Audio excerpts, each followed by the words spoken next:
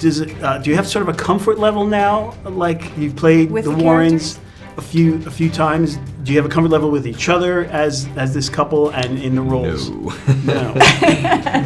No comfort. It's a discomfort right around. It's like bad Indian food. I'm sorry, what? Yeah, I mean, the danger is to get too comfortable, right, in these roles, because you always want to, but Lorraine is, even the little time that we spent Lorraine, her presence is so formidable and it's so specific that just, it always stays with me. He never got a chance to meet Ed. Yeah. But he did through Lorraine, and the way she talks about her husband, the way she loved him, and is what we take into conveying their story. I don't know if you find this, but each time that we've played these characters, I do find myself, because just where you are in your life, we go off and do other jobs, and it's a whole, I can't say I watch full movies, but I'll go back, I'll watch first Conjuring and Conjuring 2, it's the same YouTube videos of him, I've got tapes, and so I do have to keep doing that, because I think the one thing that we don't do as much fun as we have is we don't rest on them, because we don't want, on the performances, you want to push yourself as an actor, but also push the character, like what situations have they not been in these films, and that's something that our writers are very conscious of, especially when you're playing these guys that have such a strong bond and love in the midst of all this craziness. But where do you find sometimes just the cracks in their relationship? So that's what we try to explore. In a broad sense, what is it about this doll who's behind you that keeps captivating your imagination, James's imagination, and keeps coming up with new ideas about her?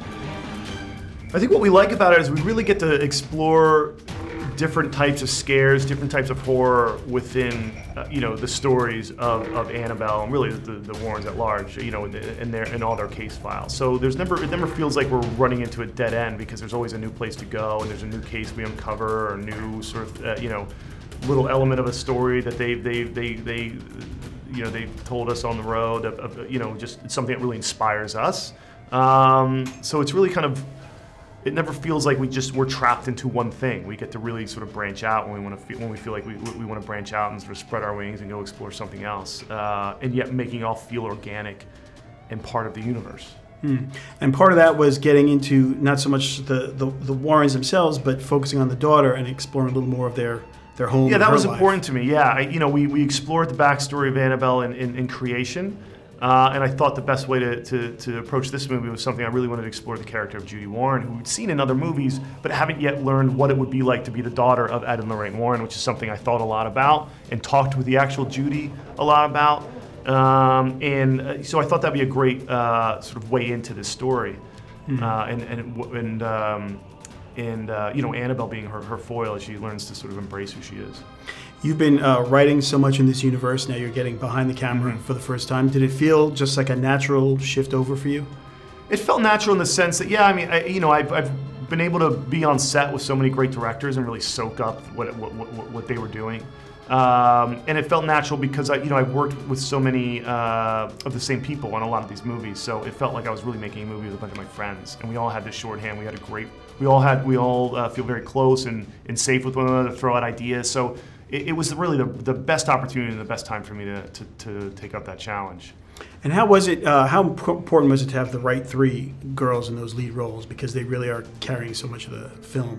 Oh, it was everything. I mean, that was. But when there was never, once Madison came in, McKenna came in, Katie came in. There was never like, well, I don't know. It was like that, her, and her. Like right away. I mean, they were so dead on with how I wanted Mary Ellen, how I wanted Judy, and how I wanted Daniela to be. And they really just elevated those characters in a way that I that's what I wanted. And man, did I get it! I was so happy.